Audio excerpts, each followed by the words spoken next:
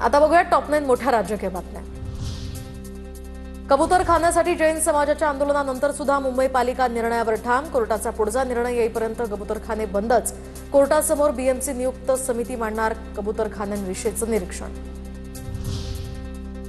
कबूतरखाना वाचवण्यासाठी जैन समाज आक्रमक। दादरमधील कबूतरखाना परिसरात राडा। आंदोलकांनी कबूतरखान्यावरील ताडपत्री हटवली।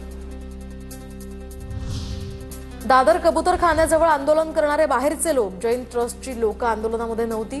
आंदोलनाशी जैन ट्रस्टचा काहीही संबंध नव्हता। मंत्री मंगलप्रभात लोढा यांची प्रतिक्रिया।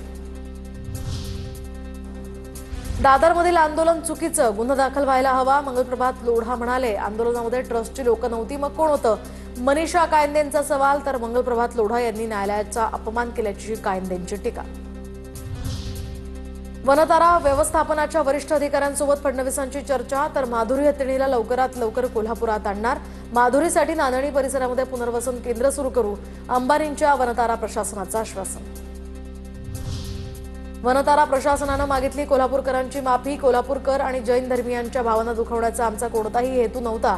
कोर्टानं आदेश दिल्यास महादेवी हत्तीणीसाठी नांदणी मठात पुनर्वसन केंद्र सुरू करू, वनताराची प्रसिद्धी पत्रकातनं माहिती।